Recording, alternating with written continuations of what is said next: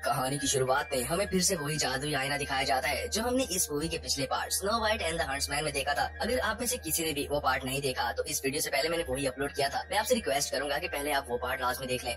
यहाँ पर हमें बताया जाता है कि अभी तक जो हमने देखा था वो हमें कई बार फैंटेसी मैजिकल स्टोरीज में बताया जा चुका है, लेकिन ये कहानी उससे भी पहले की है, यानी स्नो वाइट के जन्म से भी पहले। यहाँ हम रेवन को देखते हैं जो एक राजा के साथ बैठी शतरंज खेल रही थी। वो इस खेल में भी राजा को हरा देती है और उसे अपने जादू से मार भी डालती है। रेवन ने न जाने ऐसे कितने राजाओं को मारकर उनके किंगडम पर कब्जा कर लिया था, लेकिन अब की बार हमें उसकी बहन फ्रेया दिखाई जाती है। फ्रेया को एक आदमी से प्यार हो गया था, लेकिन रेवन को अपनी बहन की ये बात पसंद नहीं आती। वो अपनी बहन से कहती है कि मर्द कभी भी सच्चा प्यार नहीं कर सकता और ये प्यार हमेशा कमजोरी बनता है। वो चाहती थी कि उसकी बहन भी अपनी शक्तियों को पहचान ले, क्योंकि उनकी नस्ल में हर किसी के पास खास शक्तियाँ होती हैं। लेकिन फ्रेया रेवन से अलग थी। वो अपनी जिंदगी एक इंसान की तरह जीना चाहती थी और रेवन से कहती है कि उसे उसकी शक्तियाँ पहचानने की जरूरत नहीं। मगर रेवन अपनी बहन की ये सोच बदलना चाहती थी। वो अपनी शक्तियों से ये देख लेती है कि फ्रेया की कोख में एक बेटी है जो उस आदमी की है जिसे वो प्यार करती है, लेकिन वो फ्रेया से कहती है कि वो आदमी कभी भी उसका साथ नहीं देगा और इस बच्ची को कभी अपनाएगा नहीं, क्योंकि उस आदमी की मंगनी हो चुकी है। फ्रेया अपनी बहन से कहती है कि तुम प्यार का मतलब नहीं समझती, वो आदमी मेरे लिए कुछ भी कुर्बान कर सकता है और वो ये मंगनी तोड़ देगा। रेवन का कहना था कि वो तो बस वही बातें बता रही है जो उसे आईने ने बताई थी और आईना कभी झूठ नहीं बोलता।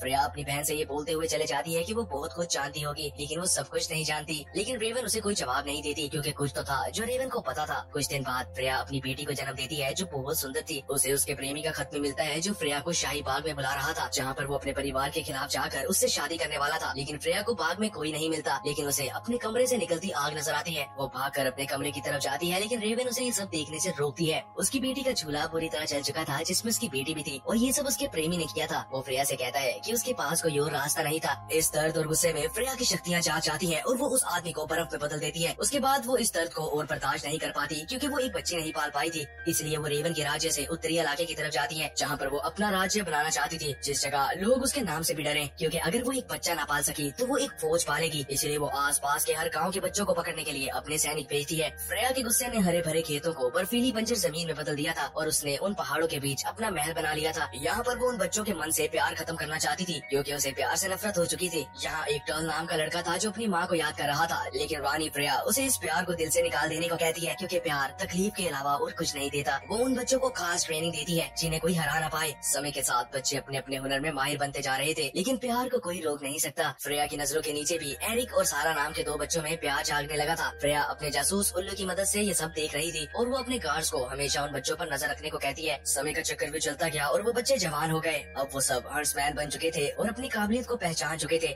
लेकिन एरिक और सारा का प्यार पहले से बढ़ चुका था। सारा एक तीरंदाज बन चुकी थी जिसका निशाना कभी नहीं चूकता था। ये दोनों फ्रेया के सबसे काबिल हंट्समैन थे। ये लोग एक के बाद एक युद्ध करते जा रहे थे, लेकिन इनको हरा पाना नामुमकिन था। वो लोग फ्रेया के राज्य की सीमा बढ़ाते जा रहे थे, मगर जवान होने के साथ इनकी नजदीकियाँ बढ़ चुकी थी और इन दोनों ने एक दूसरे को पति और पत्नी के रूप में स्वीकार कर लिया था। सारा एरिक को अपनी माँ का लॉकेट देती है और बताती है कि ये लॉकेट उसकी माँ का है जो उसने कभी नहीं उतारा, और वो पहले अपनी माँ के लिए जिंदा रहती थी, लेकिन अब वो एरिक के लिए जिंदा रहना चाहती है। वो दोनों जिंदगी हो या मौत, खुशी हो या गम, हर पल में एक दूसरे का साथ देने की कसम खाते हैं और ये फैसला करते हैं कि आज दिन शुरू होते ही वो दोनों यहाँ से भाग जाएंगे। लेकिन उनकी ये बातें फ्रेया भी सुन रही थी। अगली सुबह वो दोनों यहाँ से भागने की तैयारी करते हैं, लेकिन उनको बाकी के हंट्समैन रोक लेते हैं और फ्रेया भी अपने महल से बाहर आ जाती है। वो उनको चुनौती देती है कि अगर वो सच्चा प्यार करते हैं तो उसके हंट्समैन को हरा कर वहाँ से चले जाएं, क्योंकि उसने सुना था कि सच्चे प्यार को कोई हरा नहीं सकता। सारा और एरिक अपने दोस्तों से लड़ने लगते हैं, लेकिन उनके प्यार की तरफ फ्रेया को जला रही थी। वो दोनों सबको हरा कर एक दूसरे के पास आने लगते हैं, लेकिन फ्रेया अपनी शक्तियों से एक बर्फ की दीवार बना देती है। हंट्समैन देखता है कि सारा पर टर्ल ने हमला करके उसे मार डाला है और वो उस बर्फ को तोड़ने की बहुत कोशिश करता है, लेकिन फ्रेया की शक्तियों का वो मुकाबला नहीं कर पाता। फ्रेया हुक्म देती है कि एरिक को मारकर राज्य से बाहर फेंक दिया जाए। टर्ल अपने दोस्त की लाश को पानी में बहा देता है, लेकिन प्यार कभी नहीं झुकता। दिन बदल जाते हैं सालों में और समय गुजरता जाता है। ये लोग फ्रेया के राज्य को बढ़ाते जा रहे थे और ये वो समय था जब उसकी बहन को स्नो वाइट और उसके साथियों के हाथ शिकस्त मिली थी। अब हमें स्नो वाइट के राज्य में 7 साल बाद का वक्त दिखाया जाता है, जहाँ हम हंट्समैन को अपनी मर चुकी पत्नी को याद करते देखते हैं। लेकिन तभी वहाँ पर विलियम आता है जो राजा बन चुका था, यानी स्नो वाइट ने विलियम से शादी कर ली थी। विलियम हंट्समैन के लिए स्नो वाइट का आदेश लेकर आया था। वो कहता है कि रेवन के मरने के बाद उनको लगा था कि उस आईने की शक्तियाँ भी खत्म हो जाएंगी, लेकिन वो गलत थे। उस आईने में कोई दुष्ट आत्मा है जिसकी शक्तियाँ वक्त के साथ बढ़ती जा रही हैं। खुद स्नो वाइट भी उस आईने को देखे बिना नहीं रह पा रही और उस आईने की आवाजें उसे दर्द दे रही हैं। विलियम बताता है कि स्नो वाइट ने कुछ सैनिकों की टुकड़ी को आईना एक सैनिटरी में रखवाने भेजा था, जहाँ से वो कभी बाहर नहीं आ पाएगा, लेकिन उस आईने को कोई चुरा कर अपने साथ ले गया है। हर्ट्समैन इस राज्य का सबसे काबिल खोजी है, इसीलिए स्नो व्हाइट चाहती है कि वो उस आईने को ढूंढे,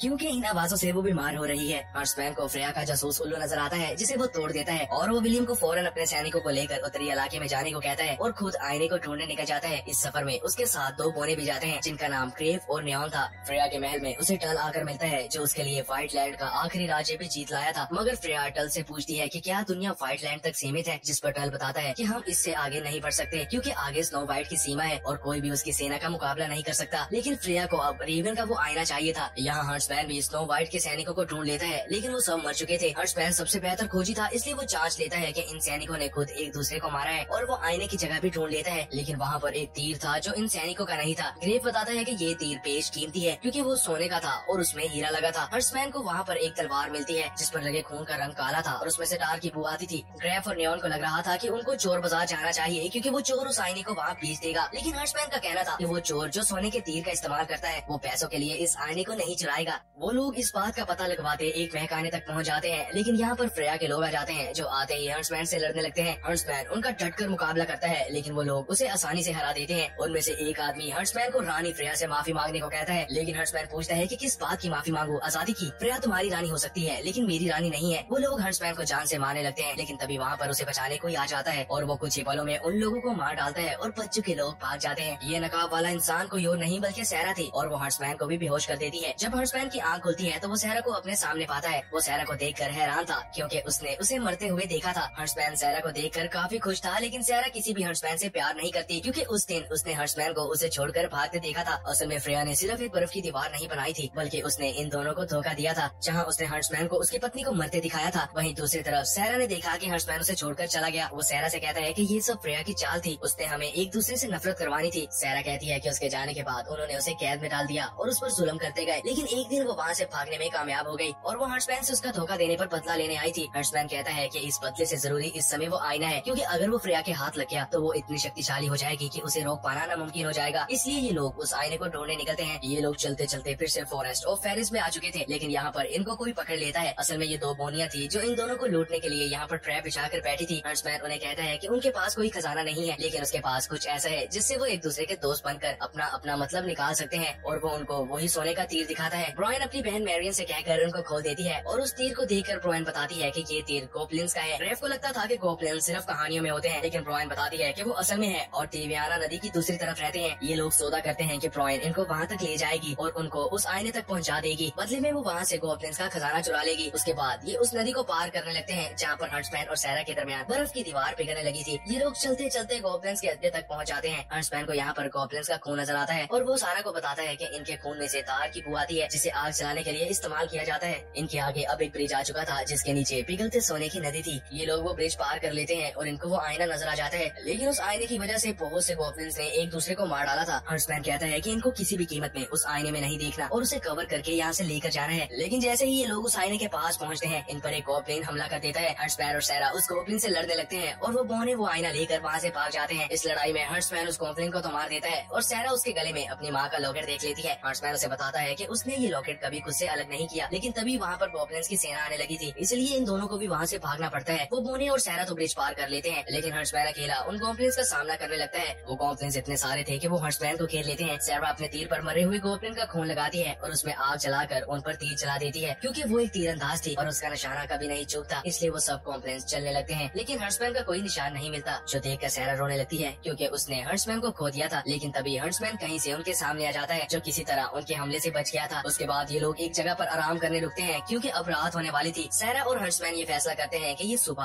आगे का रास्ता तय करेंगे और इस आईने को सैनिटरी तक पहुंचा देंगे, क्योंकि रात में दुश्मन कहीं से भी हमला कर सकता है। कुछ देर बाद हर्ट्समैन सहरा से अतीत की कड़वी यादों को मिटा देने की बात करने जाता है, क्योंकि ये दोनों अब भी एक दूसरे को चाहते थे और ये दोनों एक दूसरे के करीब आ जाते हैं। अगली सुबह हर्ट्समैन की आंख खुलती है, जो आईने को देखता है। आईने का कवर हट चुका था और वो हर्ट्समैन को अपने पास बुलाने लगा था। कुछ देर बाद सहरा की भी आंख खुल जाती है, जो हर्ट्समैन के पास आती है। आईने ने हर्ट्समैन को कुछ बताया था, इसलिए वो सहरा से पूछता है कि क्या वो सच में उसका साथ दे रही है, क्योंकि उसे सच नजर आ चुका था। लेकिन तभी वहाँ पर फ्रेया आ जाती है, जो अपनी सेना के साथ आई थी। असल में सहरा फ्रेया का एक मोरा था, क्योंकि वो जानती थी कि सहरा के अलावा कोई नहीं जिसे हर्ट्समैन उस आईने तक ले जाएगा। उसके बाद वो सहरा को हर्ट्समैन को मार डालने को कहती है और 2 बोनों को बर्फ की मूर्तियां बना देती है। सहरा बिना कुछ सोचे हर्ट्समैन के सीने में तीर मार देती है और फिर वो लोग वहाँ से चले जाते हैं, लेकिन हर्ट्समैन अभी भी जिंदा था। सहरा ने वो तीर उस लॉकेट पर मारा था जो हर्ट्समैन के गले में था, जिससे वो बेहोश हो गया था। हर्ट्समैन समझ जाता है कि सारा अभी भी उससे प्यार करती है और उसने जानबूझकर तीर उसके लॉकेट पर मारा था क्योंकि उसका निशाना तो कभी नहीं चूकता। लेकिन अब इनके सामने उससे भी बड़ी समस्या थी।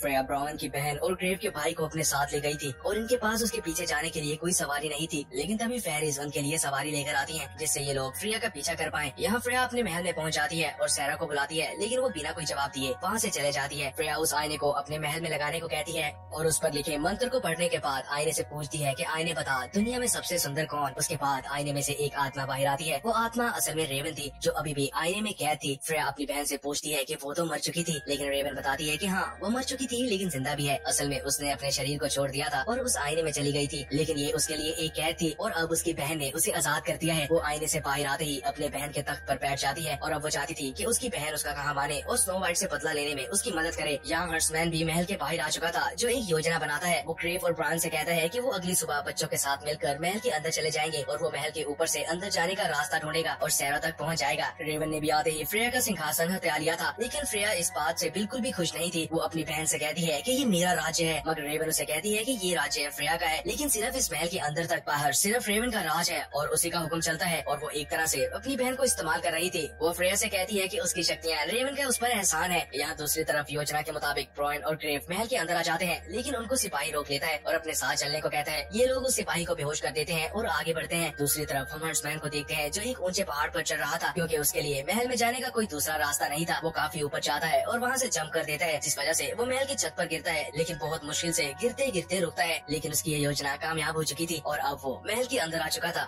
फ्रेया अपनी हर्ट्समैन की सेना को अपने बच्चे समझती थी, इसलिए वो उनका साहस बढ़ाती है क्योंकि वो स्नो वाइट के साथ युद्ध करने वाले थे और स्नो वाइट की फौज आज तक किसी से भी नहीं आ रही। इस बीच हर्ट्समैन भी वहाँ पर आता है और एक गार्ड को मारकर फ्रेया पर निशाना लगाने लगता है, लेकिन उसका वो तीर रेवन रोक लेती है। सारा भी फ्रेया पर हमला करती है, लेकिन फ्रेया उसे पकड़ लेती है। रेवन फिर से अपनी बहन को अपनी कड़वी और चालबाज बातें सुनाने लगती है और उसे हर्ट्समैन और सारा को मृत्यु दंड देने के लिए उकसाने लगती है। फ्रेया भी अपनी बहन की बातों में आकर ना चाहते हुए उनको मौत की सजा सुना देती है। बाकी के हर्ट्समैन एरिक और सारा को बेड़ियों में बांध कर लेकर आते हैं। उनका मानना था कि एरिक और सारा ने रानी को धोखा दिया है, लेकिन एरिक उनसे कहता है कि उसने रानी को कैसे धोखा दिया है, सिर्फ सारा से प्यार करके। क्या उनमें से किसी ने भी कभी प्यार नहीं किया अपने दोस्तों से, बहन भाइयों से या अपने माँ बाप से? क्या वो एक धोखा नहीं था? हम बच्चे थे जब हमें यहाँ पर लाया गया और हमारे प्यार को नफरत में बदल दिया गया। वो फ्रेया से भी कहता है कि उसने उन्हें तब क्यों नहीं मारा जब वो दोनों यहाँ से जाने लगे थे। उसने जानबूझकर उनके दिल में नफरत जगाई सिर्फ इसलिए क्योंकि फ्रेया को कभी उसका सच्चा प्यार नहीं मिला। रेवन अपनी बहन के आंसू देखकर हर्ट्समैन से कहती है कि तुम्हें तुम्हारा प्यार तो मिल सकता है, लेकिन वो तुम्हें कभी बचा नहीं सकता। और वो टल को उनको मार देने को कहती है, लेकिन टल और बाकी हर्ट्समैन एरिक के साथ है और वो उन दोनों की बेड़ियां तोड़ देते हैं। रेवन इस बात से क्रोधित हो जाती है और वो अपनी काली शक्तियों से उन सबको मारने लगती है। फ्रेया अपने बच्चों को ऐसे मरता नहीं देख सकती थी, इसलिए वो रेवन को रोकने के लिए एक बहुत बड़ी बर्फ की दीवार बना देती है, लेकिन एरिक और सारा को अभी भी वो आईना तोड़ना था, इसलिए वो उस दीवार पर चढ़ने लगते हैं। रेवन फिर से अपनी बहन को कहती है कि आज उसी की वजह से वो इतना बड़ा राज्य बना पाई है। ये शक्तियाँ रेवन की वजह से फ्रेया को प्राप्त हुई हैं, लेकिन फ्रेया के दिल में अभी भी प्यार बाकी है जो उसे कमजोर कर रहा है। फ्रेया को रेवन की इन बातों पर शक होने लगा था, इसलिए वो उसे पकड़कर उसका दिमाग पढ़ने लगती है। तब उसे पता चलता है कि उस दिन रेवन ने आईने से पूछा था कि बता सबसे सुंदर कौन, लेकिन आईने ने उससे कहा कि अभी तक के लिए तो वो बहुत सुंदर है, लेकिन आने वाले वक्त में फ्रेया की कोख में पल रही बच्ची दुनिया की सबसे सुंदर लड़की बन जाएगी। इसलिए रेवन ने उस बच्ची को मारने का फैसला किया और अपने जादू से फ्रेया के प्रेमी को वश में करके उसकी बेटी को मार डाला। ये सब जानने के बाद फ्रेया का दिल बिल्कुल टूट जाता है, लेकिन रेवन अपनी बहन पर ही हमला कर देती है, जिससे वो बर्फ की दीवार भी टूट जाती है। फ्रेया रेवन पर भी हमला करती है, लेकिन उसे कोई फर्क नहीं पड़ता। लेकिन हर्ट्समैन रेवन से लड़ने लगता है। वो रेवन पर वार करता है, लेकिन रेवन अब पहले से भी कई ज्यादा ताकतवर हो चुकी थी, इसलिए उसका कोई वार काम नहीं आता। सारा भी उस पर हमला करती है, लेकिन वो उसे भी मार कर बेहोश कर देती है। फ्रेया अपनी बहन को गले लगा लेती है और उसे बर्फ में बदलने लगती है, लेकिन रेवन अपनी काली ताकतों के वश में थी, इसलिए वो अपनी बहन को भी मारती है, जिससे रानी फ्रेया जमीन पर गिर जाती है। रेवन अपनी बहन से इस सब के लिए माफी मांगती है, लेकिन वो अभी भी समझती थी कि उसकी बहन प्यार में पड़कर कमजोर हो चुकी है। तभी हर्ट्समैन फिर से उठ खड़ा होता है और वो रेवन से लड़ने लगता है, लेकिन हर्ट्समैन के कई वार करने पर भी रेवन को कोई फर्क नहीं पड़ता। लेकिन तभी रानी फ्रेया उस आईने को बर्फ में जमा देती है और हर्ट्समैन उस पर अपनी कुल्हाड़ी मारता है, जिससे वो आईना टूट कर बिखर जाता है और रेवन भी एक मूर्ति बनकर टूट जाती है। सारा को भी अब होश आ चुकी थी, जो हर्ट्समैन के पास आ जाती है। फ्रेया इन दोनों को देखकर काफी खुश थी, लेकिन वो इस घाव की वजह से मर जाती है। उसने जिस किसी को भी बर्फ का पुतला बनाया था अब वो इंसान बन जाते हैं और महल में कैद बाकी बच्चों को भी आजाद कर दिया जाता है। हंट्समैन और सैरा एक दूसरे से प्यार का इजहार करते हैं और स्नो वाइट का किंगडम फिर से बचा लेते हैं। उसी के साथ ये मूवी भी खत्म हो जाती है। मुझे बहुत बुरा लगा ये देख कर के पार्ट 2 में हमें स्नो वाइट नहीं दिखाई गई, लेकिन खैर क्या ही कर सकते हैं। दोस्तों लास्ट वीडियो में मैंने 200 लाइक्स का टारगेट रखा था जो आपने एक ही दिन में पूरा कर दिया और आप सबकी पार्ट 2 को लेकर डिमांड देखकर मुझे इस वीडियो को जल्दी से एक्सप्लेन करना पड़ा। उम्मीद है आपको ये फिल्म भी पसंद आई होगी और अगर आप किसी मूवी का एक्सप्लेनेशन देखना चाहते हैं तो मुझे कमेंट्स में जरूर बताना और अगर आपको मेरी एक्सप्लेनेशन अच्छी लगी हो तो इस वीडियो को लाइक और चैनल को सब्सक्राइब जरूर करना। Thanks for watching this video.